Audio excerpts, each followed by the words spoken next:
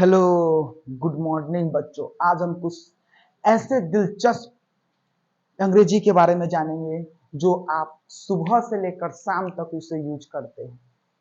उस ऐसे हिंदी जो आप सुबह में से लेकर शाम तक यूज करते हैं, उस हिंदी को हम अंग्रेजी में कैसे अनुवाद करेंगे, एकदम जीरो से जानेंगे। आप ध्यान से देखिएगा और लाइक और कमेंट करते रहिएगा। ये नहीं करते तो मुझे उत्साह नहीं जगता है। लाइक और कमेंट करते रहिएगा, ध्यान से देखिएगा। डेली रूटीन क्या कहें, डेली रूटीन के हिसाब से देखेंगे। जब भी आप गेटअप का प्रयोग करते हैं, जब भी आप गेटअप का प्रयोग करते हैं, तब करते हैं जब खुद से जगाना, या अगर आप खुद से जगाए, आप खुद से जगे या खुद से जगे, खुद से जगना, अगर आप खुद से जगना यानी खुद से जगे, तब आप उसको गेटअप का प्रयोग करेंगे। अगर कोई आपको जगाया तो वेकअप का प्रयोग होगा। जैसे कि वेकअप यानी जगाना। एग्जाम्पल लेते हैं, आई get up at 5 o'clock daily, यानी कि मैं रोज सुबह 5 बजे उठ जाता हूं। तो मैं खुद से उठता हूं तो इसलिए आई गेट अप लगा दिए। मैं रोज सुबह 5 बजे उठता हूं। I will wake you up at 5 o'clock, यानी कि I will wake you up at 5 o'clock, यानी कि मैं तुम्हें 5 बजे जगा दूंगा। इसमें वेकअप, वेक लगा है, अप लगा है। क्यों लगा है? क्योंकि जगा दूंगा, कोई आपको जगाएगा, आप खुद से नहीं जगेंगे, इसलिए हम इसमें वेकअप का प्रयोग किए हैं। ध्यान से देखिएगा, वेकअप एंड गेटअप। अब देखिएगा दूसरा नंबर में देन का प्रयोग है। देन का कहते हैं ना, कोई काम करते थे, कहते हैं कि मैं जा रहा था फिर वो नहीं आया, फिर लगा दिए, तो उसमें देन का, देन क्या करता है, बीच में जोड़ता है कोई सेंटेंस। देन यानी जोड़ने वाला काम कौन करता है? कंजक्शन करता है। क्या करता है? कंजक्शन, एक दूसरे को जोड़ने का काम करता है, सेंटेंस को लंबा करने का काम करता है कंजक्शन। देखिएगा, I get up at 5 o'clock, then I go to washroom, यानी कि मैं सुबह 5 बजे उठ गया, और मैं सुबह 5 बजे उठ गया, अब देन यानी फिर, देखो कंजक्शन आया ना, फिर फिर फिर आया ना, फिर आई गो टू वॉशरूम, फिर मैं कहा गया, बाथरूम में गया, है ना, बाथरूम में गया। लाइक करते रहिए, लाइक करते रहिएगा तो फिर हमको और भी उत्साह आ जाएगा और अच्छा से वीडियो डालेंगे। देखिएगा तीसरा, आफ्टर डेट। आफ्टर डेट का प्रयोग करते हैं ना, उसके बाद, कोई चीज के बाद, कोई चीज के बाद हम लोग आफ्टर का प्रयोग करते हैं, है ना। जैसे कि आफ्टर, आफ्टर उसके बाद। अब देखिएगा, for after plus noun, after के बाद नाउन लगता है, उसके बाद, है ना। After plus verb four, verb four का आईएनजी का प्रयोग लगाते हैं, वर्ब फोर का। कुछ काम करने के बाद, कुछ काम करने के बाद, वर्ब है, क्रिया है, कुछ काम कर लिए, क्रिया कर लिए, उसके बाद यहां देखिएगा हैविंग प्लस वर्ब थ्री, यानी कुछ करने के बाद। एज सुन एज यानी जैसे ही, जैसे ही। अब इसी सेंटेंस से ही आपको पूरा अंग्रेजी का अनुवाद होगा।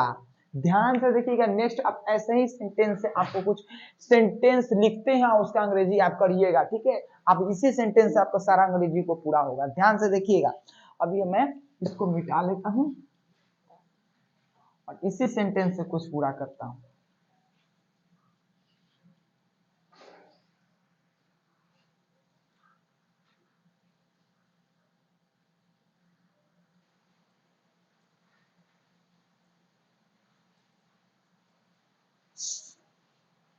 देखेंगे इसमें तो सारा आपको आफ्टर का प्रयोग, देन का प्रयोग, गेटअप का प्रयोग, सबका मैंने बता दिया है। अब जानेंगे उसको सेंटेंस को कैसे बनाते हैं। ध्यान से देखिए, आई गेट अप एट 6 o'clock, यानी कि मैं सुबह 6 बजे उठ गया, उठ जाता हूँ। देन यानी फिर से, देन याद आइए, अब मजा आएगा। ध्यान से देखिए, बहुत मजा आएगा। देन यानी फिर I drink a glass of water, अब फिर मैं एक गिलास पानी पीता हूँ, फिर मैं एक गिलास पानी पीता हूँ, पीता हूँ।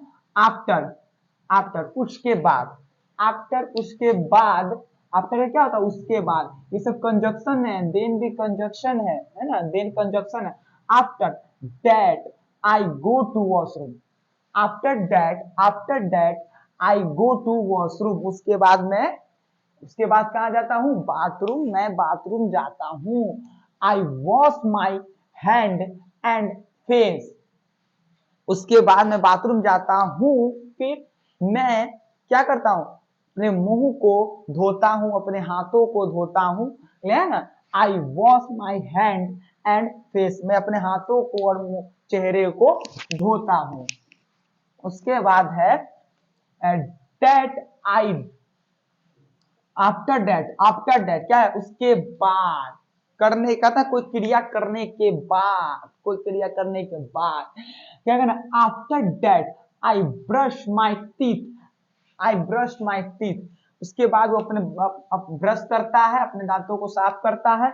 आफ्टर ब्रशिंग माई टीथ, उसके बाद ब्रशिंग यानी ब्रश करने के बाद, कोई क्रिया करने के बाद, करा ना, ब्रश कर रहा था, उसके बाद करने